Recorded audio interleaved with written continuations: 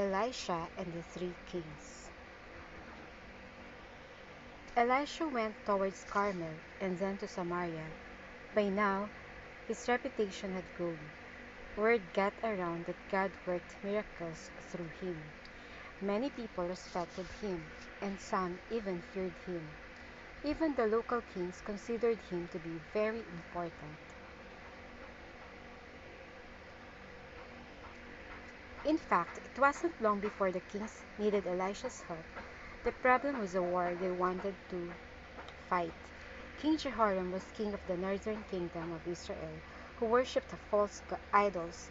He had persuaded King Jehoshaphat of the southern kingdom of Israel and the king of Edom to join him and march to fight against their enemy, the Moabites.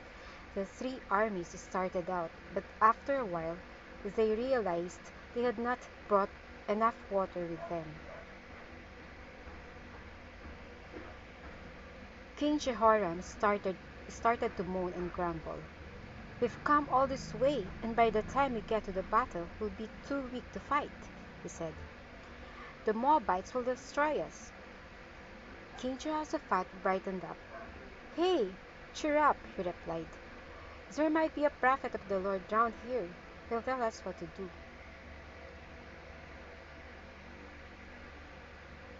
One of King Jehoram's servants butted in. "Excuse me, Your Highness," he said. "Just down there is the prophet Elisha. He's the one who took over from the prophet Elijah." "Great," said the king. "The Lord speaks through him. Let's go and visit the fellow." So the three kings went up down the hill to visit Elisha. Quite a distinguished crowd to show up at the door, you might say. And how do you think Elisha welcomed them? Well, actually, he didn't. In fact, Elisha wasn't too happy about this bunch of royals showing up at his door.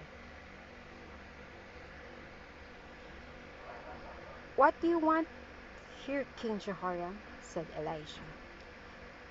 "Get back to your idols and talk to your false prophets. Don't waste your time coming here."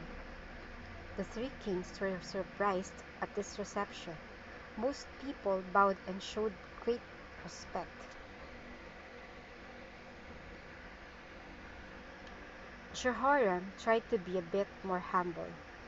"If you don't help us," he said, "our three armies will be trampled to death by our enemies, the Moabites. You wouldn't want that, would you?" Elisha listened and tried to calm down a bit. "Get me someone to play some music," he said. A musician turned up with a harp and started into a tune. Elisha listened to the music for a while and calmed down. Now he could think without feeling too annoyed with these three wicked kings cluttering up his doorway. "The Lord says, dig ditches all over this valley," said Elisha, "because soon there will be water all over this valley, and the Lord says that you will slaughter the Moabites, and when you do that, the Lord wants you to bang up their wells and throw rocks all over their paddocks."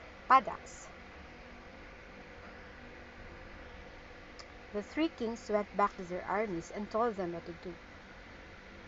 "Phew," muttered the soldiers. "That means a lot of hard work."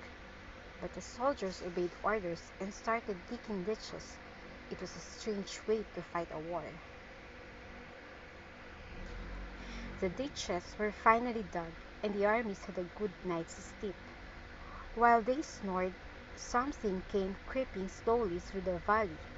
It was water.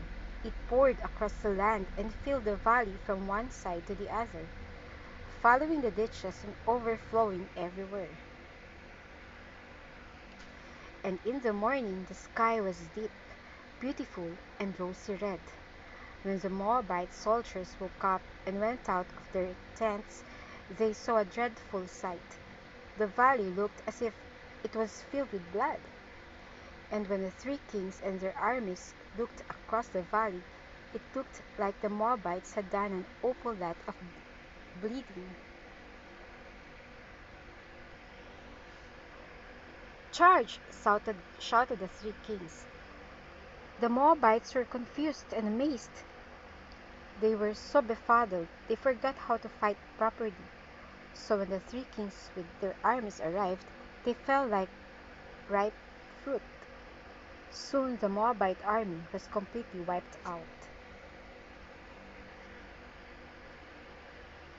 The king of the Moabites thought that perhaps his idol was angry with him, so he rushed home and very foolishly offered his eldest son as a sacrifice to his idol.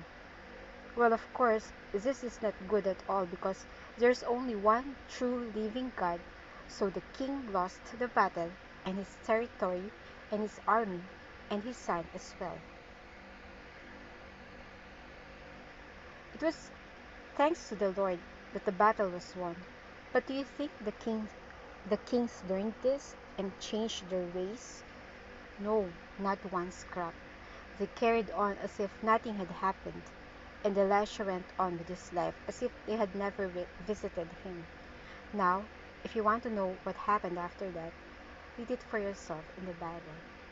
And that ends our story.